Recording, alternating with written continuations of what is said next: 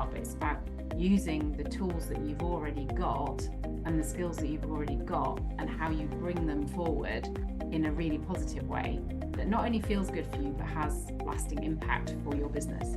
Yeah, absolutely. And I can't wait for you to experience some of the guests we got lined up who are going to help you with that, because it's mind-blowingly exciting. And we also love good stories, don't we? We love good stories. We love good stories. We love questions. And that's what we want to bring you. I sat in the room on the first day and I just thought, I'm home. This is exactly it. This is perfect for me. Founders, for sure. It's for entrepreneurs and it's for leaders, particularly of small businesses, small to medium-sized enterprises, we call it here in the UK, who are building and growing businesses and who are just looking for some inspiration. There's like the coffee machine, and everybody stands by the coffee machine grumping and moaning about how rubbish everything is. And you get that one person that's saying, well, this is terrible. And then all of a sudden you've got 4 people saying, well, this is terrible. And then all of a sudden you've got 10 people saying, well, this is terrible. So I started off at the bottom, as everyone has to. And there were the leaders that led with fear and bullying. And there were odd exceptions, very rare odd exceptions, who led by taking you under their wing and really developing you and nurturing you, not just in your work skills, but in your life skills as well, actually, now I think about it.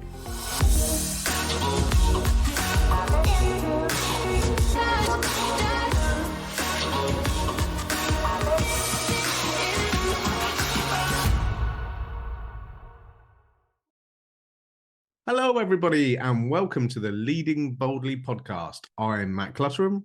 And I'm Jenny Jarvis. And we are here today to introduce you to our brand new podcast. This is the very first episode.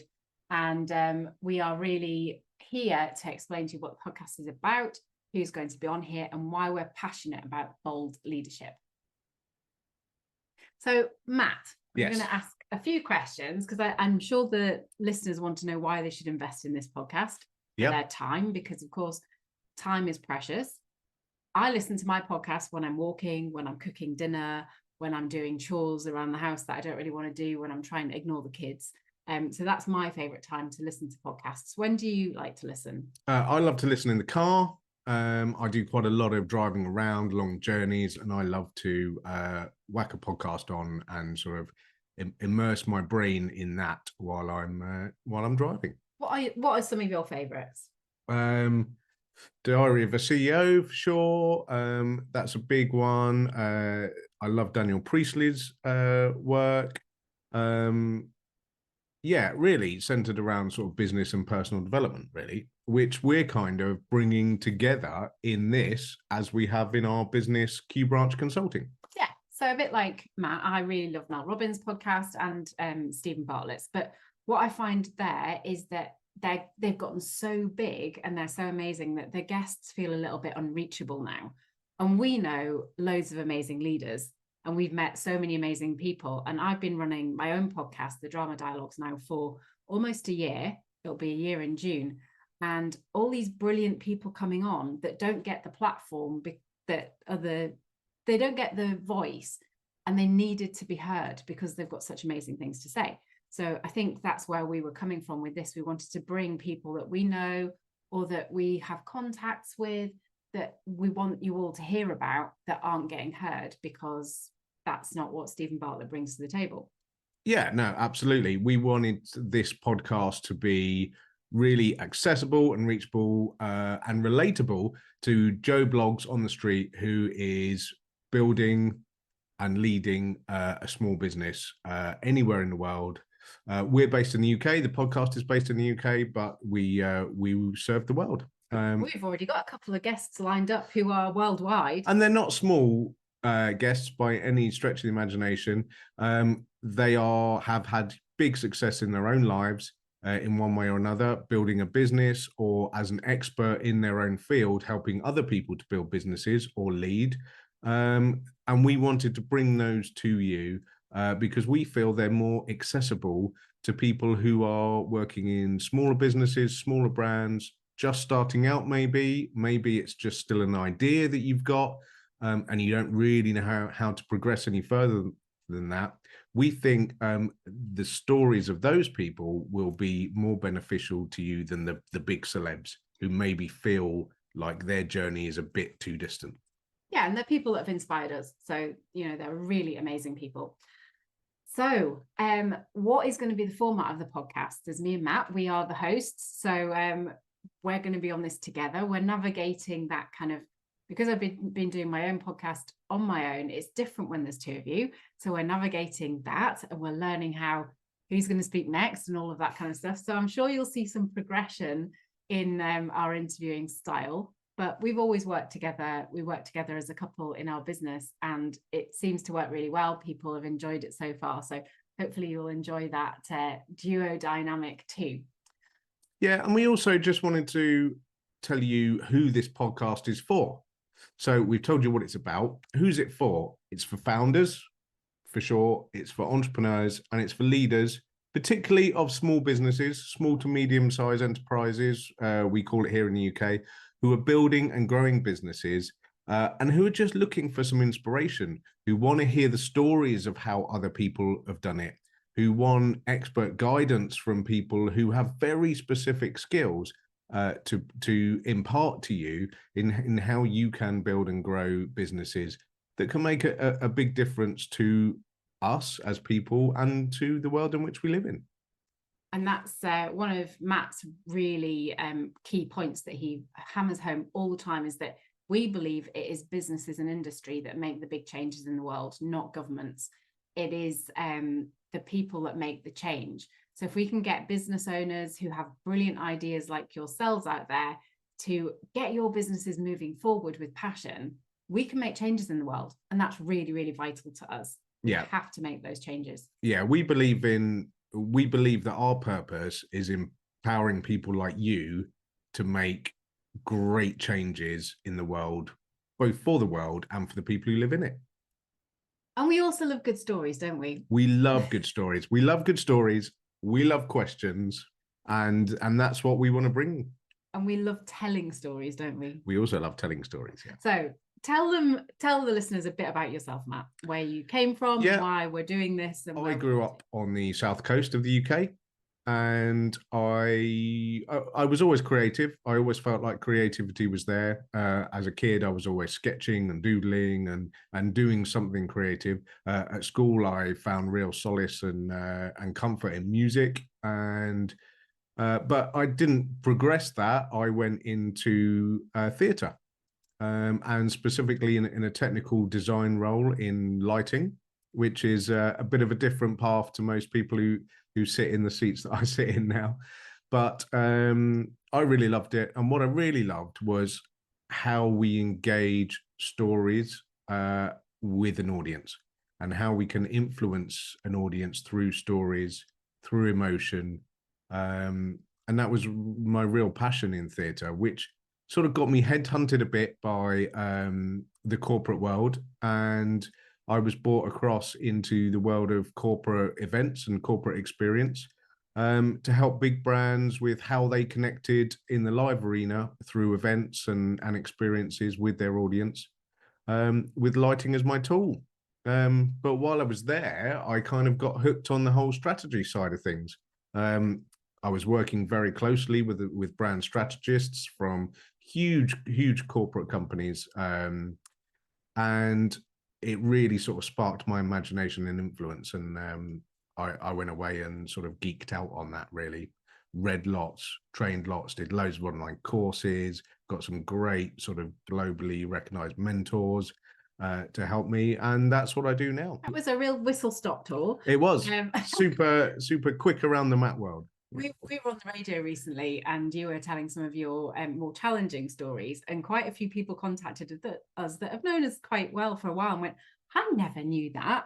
So tell the listeners some of those stories, because I think they're the ones that really show how resilient you've been and how much of a leader that you have been in the world. Yeah, so there has absolutely been a few challenges. It's no story or journey is ever a straight line.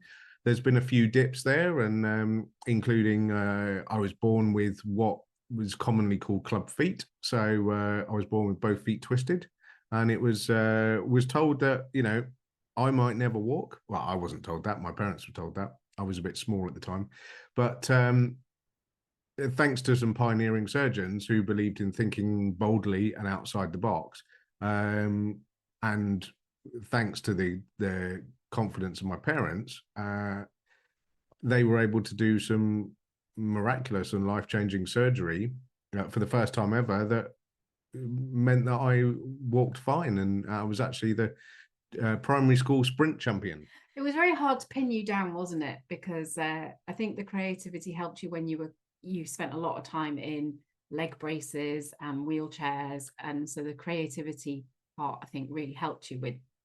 Yeah, I never really thought about that, but I think that that's probably true. I think I probably found an outlet through creating, and I know that I'm most fulfilled if I'm creating or helping someone to create.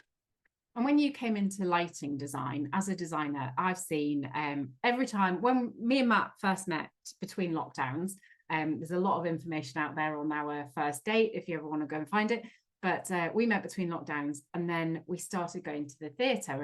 And one of the things on my dating profile was that I wanted somebody who loved the theatre. And here he was working in the theatre world. So I was getting invited to events and theatre productions. And the number of times, every single time I've been in a theatre for Matt's work, people have stopped me and said, what a nice guy he is. What a great guy. I mean, it was a bit sickening sometimes, but no, it's very nice as a new girlfriend to be told that your chosen partner is just a great leader and a great guy. And this was a consistent story. But you are often told you're such a nice guy, and being a nice guy is often seen as quite a negative thing. I think men particularly see themselves as Yeah, nice guy label. Nice guy finished last. That's the label, right? It is, yeah. Yeah. Not for me. And I think for me, it was about a different way.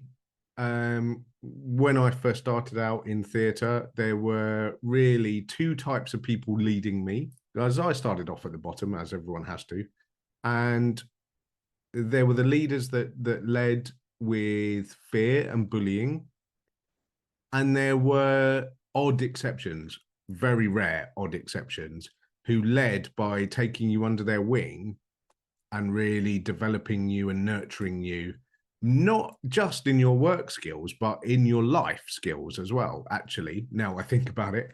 And I knew that the first one wasn't for me. I knew that I wasn't someone who would be able to lead with bullying and fear, because I just don't believe in it or agree with it. And that did hold me back a little bit early on, I would say, in progressing through leadership roles, because I didn't want to be a bully, and I didn't want to lead with fear or, be an arsehole to people, which many of the leaders that I was, led by early on were. Yeah, it was the industry, wasn't it? And again, it was like, oh, that's just the industry norm. I think it was all industries. I think it was very indicative of the time. Yeah. And again, there's lots of people that have that we've had contact with that have said what a great mentor you've been to them. So not even people just that you've worked with and they've said, oh, Matt's a great guy to work with, he's the easiest person I've ever worked with.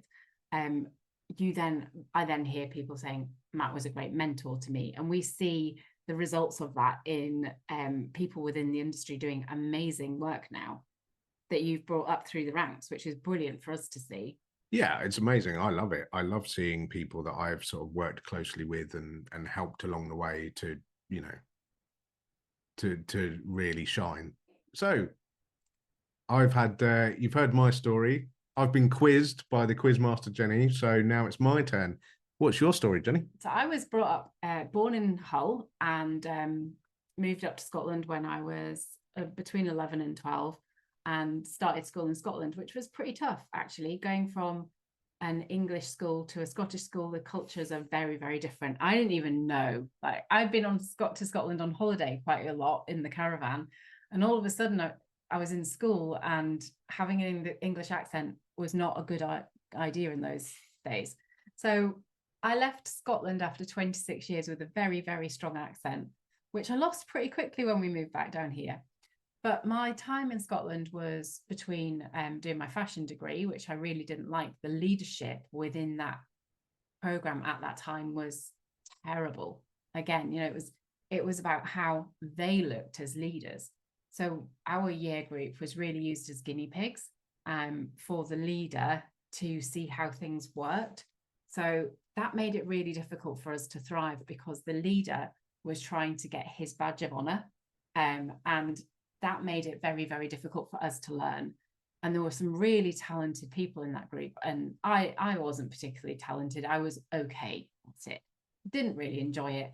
But there were some really talented people who I think struggled because the leadership was so poor at that time. And then within that, I went and worked in a ship management company and saw, again, a lot of different leadership styles, some absolutely brilliant, some less so good. I would say none of them were, I didn't have bad experiences actually during that time on the whole. There were some really good experiences, and my direct bosses were really amazing actually, and some very inspiring people. But what I ended up there after within that 12-year period of working in there was being lumped in the middle of the leadership teams. So I had the business leadership team here, and I had the IT leadership team of a company we'd brought in to build a whole new system. And I was the person in the middle going, well, this person wants this, and saying, well, this is possible. And then this person saying, no, but we want this. And this person saying, well, no, this is what's possible. So I had to have these communication skills that spoke both business and IT to get the two things together for it to work. And then after that, and it wasn't just me, it was a team effort. I was within a team. But then I was sent out to a lot of our clients worldwide to train on this system. And again, when you're going out and training worldwide, you have to understand people's cultures. You have to understand that if you go and train in our India offices, that you're not going to have the same responses and the same reactions and the same conversations as you are in our Swedish office, because they've got very different cultures and they behave in very different ways. But I absolutely loved it. And I just loved the whole experience of traveling to all these different places, meeting different people. And I just have a fascination with people anyway. So watching the different ways of leading or following. This is the thing with leadership. Leadership isn't based on purely leading. It's based on people following. And you can have some negative people out there who are the people on the shop floor, can be the biggest leaders. I don't know if you have this in your industry that you've been working, but for us, there's like the coffee machine, and everybody stands by the coffee machine grumping and moaning about how rubbish everything is. And you get that one person that's saying, well, this is terrible. And then all of a sudden you've got 4 people saying, well, this is terrible. And then all of a sudden you've got 10 people saying, well, this is terrible. And that one person saying this is terrible has become a leader for all these other people, which is, I think, partly why we're so passionate in Q Branch about having businesses build their brand culture around not that one person at the water machine or the coffee machine saying this is terrible and leaking that out to everyone else. The culture is strong enough, and the ethos of the business is strong enough, so that doesn't then. Yeah, so the culture and the ethos and the drive behind the business is strong enough, so the loud voice, which is often the driver lower down, is a positive one, and is the one that the businesses want. Yeah, because leaders are not always the ones at the top. They're not always the ones that you can see as they are the leader. Sometimes they're the ones that are the covert people running underneath. And I think I've had a bit of that in my hobby. So I'm ring bells at the local church, and partly we have leaders. So there is a very interesting hierarchy in bell ringing, where you've got your tower captain, and it all sounds very, tower captain, and we've got our ringing master, and they are the leaders, and we're all supposed to sort of follow that person. Again, in my where I ring, we've got a really brilliant leader who's lovely, and sometimes, yes, they lose their patience, and that's fine, but they do it in a way that still is encouraging. But then you go into other places and the leadership isn't so good, and you get people in a hobby feeling frustrated. So just even something that you're supposed to enjoy. And I've been to places where I've kind of gone against the tide, because I felt that the leadership were maybe saying things that weren't helpful to the learners. So I would step in and go, hold on a minute, this isn't right. Like, we don't understand what you're talking about. And the number of times I got, well, they're the leader, so you can't question that. And I say, no, that's rubbish. They might be the leader, but they're not actually leading, and they're not telling us the things that we need. So it doesn't happen all the time, but occasionally, again, you have to go in from the lower levels and go and say, hold on a minute, this isn't working. What you're saying doesn't make sense. And if what you're saying doesn't make sense to us as the learners, then it doesn't matter what you're saying. It's irrelevant. Yeah. Yeah, no, absolutely. I agree. Your journey hasn't been a straight line either, has it? Nope. There's been a few dips. So tell us a bit about those stories. So I've had lots and lots of challenges over the years. Initially, when I was younger, with confidence, being bullied at school, and really not knowing who I was, what my voice had to say. Then going into college where I didn't have a good experience. I didn't enjoy it at all. Getting married at 25, which was, on hindsight, probably way too young. And then ending up with postnatal depression when I had my daughter at 27. And really battling with postnatal depression. When I say battle, I meant I went in there to not have postnatal depression. I was on a war. I was not going to let this beat me. And because I didn't want it to beat me, the doctors were just like, oh, she's not that bad. And everybody around, my mum would call the doctor and say, no, she is. Like, you've got to do something. She really is. And they were like, no, but she's really fighting to get better. So it's all going to be fine. And it was a terrible time of going, I want something. I want this to get better. They're not helping me because I'm trying really hard. What an awful kind of state of play is that in the world, when you've got people, and there are lots of people out there who are trying hard to get well, but everything's batting against them because they're not ill enough, or they're not looking like they're struggling enough, or they're suffering enough. Yeah, and for sure. It all went into the same when a few years later, I ended up with a thyroid illness, and it was called Graves' disease, and it's autoimmune. And my thyroid just kept producing far too much. So that ended up with physical pain, exhaustion, anxiety, not sleeping. My body couldn't regulate its temperature. And I honestly thought that I was just being lazy. It was so weird. This is the sort of thing I do. I go, oh yeah, I'm being really lazy. I couldn't get off the couch today. So eventually I booked a doctor's appointment for my laziness. And they phoned up saying, oh, your thyroid's all wrong. And I said, firstly, what's a thyroid and what's all wrong? So again, I had another battle to keep my thyroid, because the first thing they want to do is remove it via radiation or an operation. But the medication was working quite well. So stopped the medication after the prescribed length of time. It came back very quickly. And I said, no, I still want to carry on, try the medication again and try and change my lifestyle. So I did. I got healthy. I eliminated a lot of stuff from my diet, and I've been in remission for 9 years. But had I listened to, again, the doctors and the people saying, everybody saying to me, I wouldn't have a thyroid now, and I would be on medication for life to replace that. Now, there are lots of people that have to have their thyroid removed because they have to, like, they've got no choice. They will die if they don't. But I wasn't in that position. I had something that was actually working, and I just needed to change some stuff in my life. So that's kind of been the theme for me, has been being told one thing. Well, you know this, being told one thing and me going, hold on a minute, that doesn't make sense to me. That's not logical to me. And if it doesn't make sense to me, then I can't buy into it. And how frustrated do I get on stuff if it doesn't make any sense? Yeah, I get really cross. So I'm always questioning that question thing again. This doesn't make sense to me.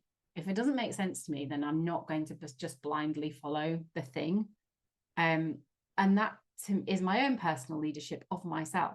Yeah. And I think people lose leadership of themselves because they're so busy listening to everyone else around them and what they think they should do and what the experts think they should do, that they forget to listen to their own sense of leadership. And that is one of the goals that we've got here with the podcast, isn't it? Is to bring lots of different and varied opinions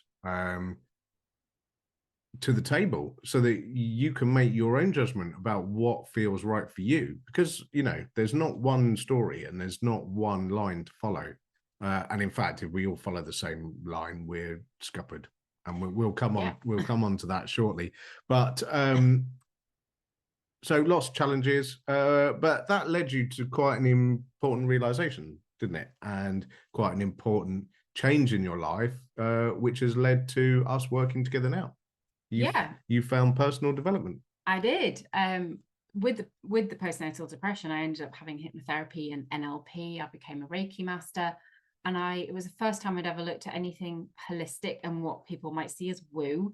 And my family were a little bit like, oh, Jenny's gone into all this weird stuff. It was all a bit wooey for them. Now they're just used to it. But I had never had any concept of doing holistic stuff or different stuff. I didn't know what it was. And I found that through postnatal depression.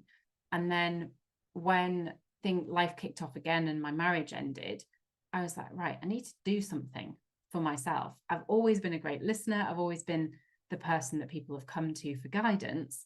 So if I'm that person, then how can I do that for other people? And my mum's friend actually mentioned that she had just trained as a coach and NLP practitioner, and did I want a call with her? So I phoned her up, and she was like, it would be perfect for you. Go and do some research. So I found a course. It was a 2-day course in Birmingham, and I sat in the room on the first day, and I just thought, I'm home. This is exactly it. This is perfect for me. And then signed up to do the full list of diplomas. So I did my personal performance diploma. I did my education diploma. I did my NLP diploma.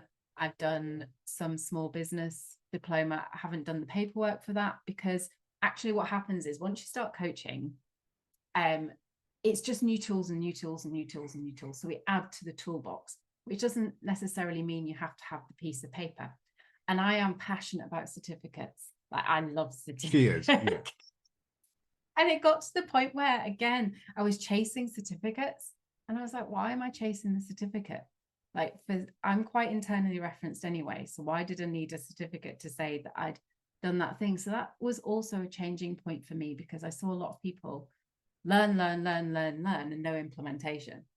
And what was happening with me on my NLP was I would go to the NLP training days, and I would say, oh, well, I've done this with a client, and I've done that, and I've tried this, and I've tried that.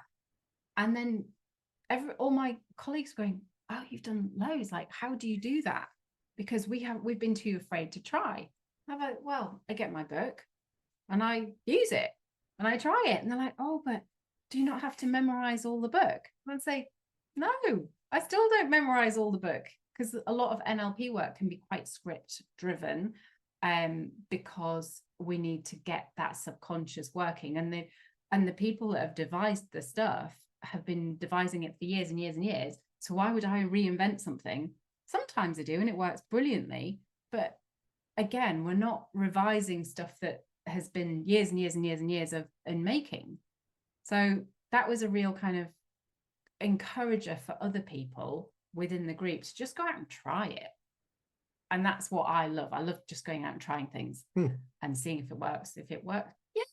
If it doesn't, we'll try something different. A lot of life and business is an experiment, isn't it? You know, we have to try things. Okay, that didn't work. Let's revisit it. What can we adapt? What can we change? Try it again.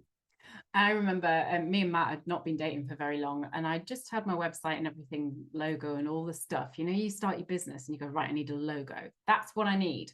And that was me. I was going, right, I need a logo. And we'd been together a couple of months, and Matt looked at all my stuff and said, should we start again?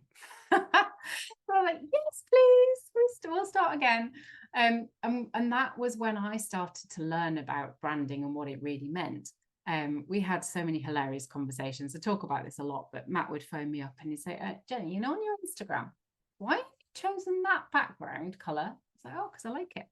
But it's not your brand. I'd be like, oh, yeah. Okay. Oh, Jenny, why have you chosen that font? Because I like it. But it's not your brand. And all of a sudden I started to realize that for people to understand who I was, I had to be consistent in how I was appearing. And as soon as I started with that consistency, people would stop me and say, like, literally in our village, people stop, oh, I've seen you on Instagram, because I was recognizable all of a sudden. And that was just the very first layer of me understanding anything about branding, because I got my coaching diploma and went, yeah, And then I was like, oh God, I've got to sell myself now. I don't know how to do that. I had no idea about marketing, had lifelong limiting beliefs about sales, like really deep beliefs about selling and how icky it was. So then I had to do, like, I did the thing I was natural at, which was the coaching, brilliant. And then I had to learn all the stuff that I wasn't natural at. And I've got to the point now where I probably know more than a lot of people in those areas. Yeah, for sure. It's been continuous learning though. Yeah. I'm continuously Matt saying, Jenny. Yes, because, well, that feeds in nicely to what I do and what we do together now. And that is we use what I call brand thinking to build and grow businesses with people.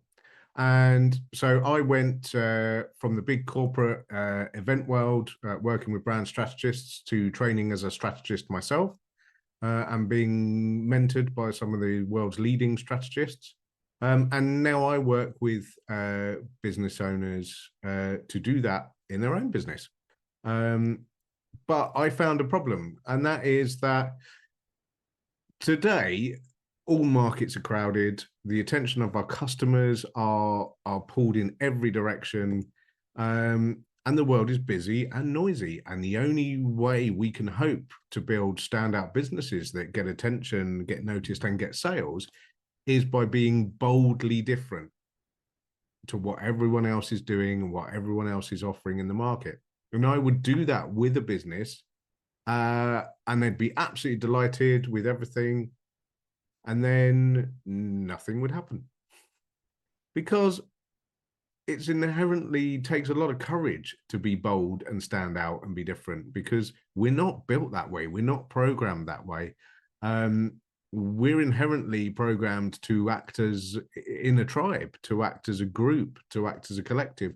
So to stand out against the tide of what everyone else is doing is really difficult. So I started to bring Jenny in a lot to work with my clients on the mindset behind the business, and the courage, confidence, and communication to be able to stand out and be boldly different, which is why we've called this Leading Boldly, because it's not all about leadership. It's about being a leader in building a brand, leading your industry, leading your marketplace, leading your business forward in the world in a bold way that is going to be noticed, get attention, connect with people at a deeper emotional level, and succeed, and give you and the people in the business success, fulfillment, growth as well. And it's largely about building your confidence to do that. So it's confidence building, because not everybody goes into business filled with confidence. A lot of the time people go into business thinking,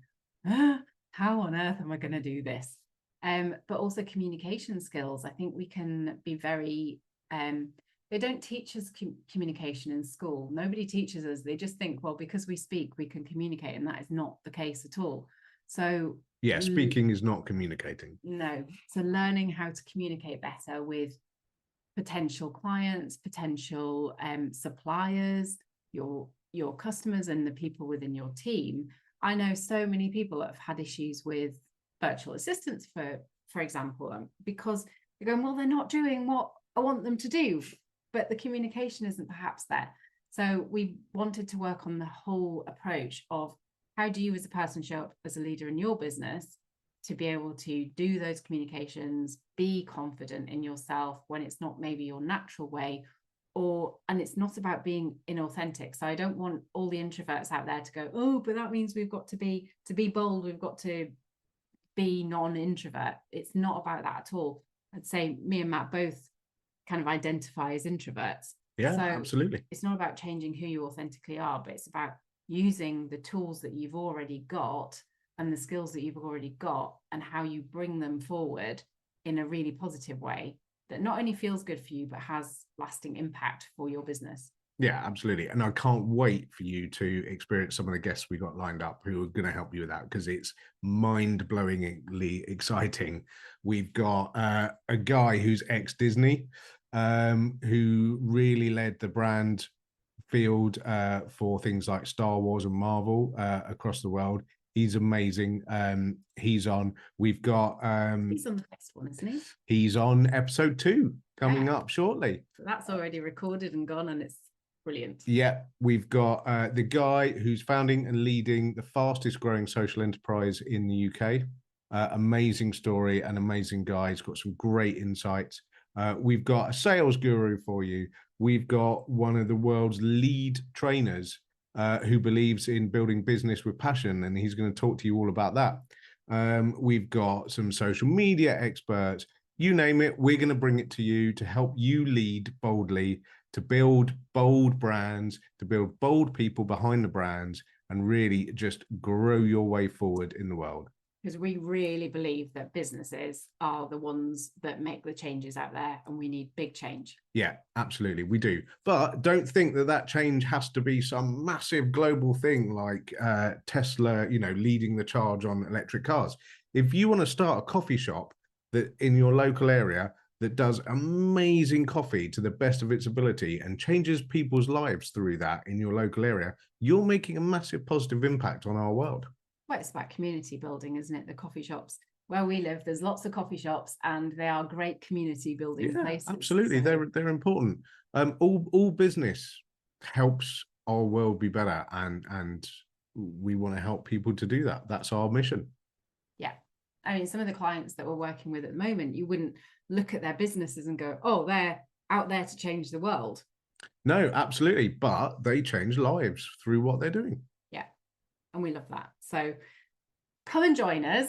The next one, honestly, is going to be an amazing episode. It's very exciting. Yeah. And after that, it's just the bar is set high right from the start. Yeah, we're going to be releasing every 2 weeks on a Wednesday. So come and join us. We're on all your favorite platforms and YouTube. And hence why I've got to do my hair and makeup. I think Matt said, no, it's got to be on video. I do my podcast not on video, so I don't have to do all of this stuff. But hopefully I'll be coming to you looking good. On brand. On brand, yeah. And bold. And bold. Excellent. So thanks for joining us. And we look forward to seeing you in 2 weeks' time with an amazing episode from an absolute genius from Disney. And remember to always lead boldly.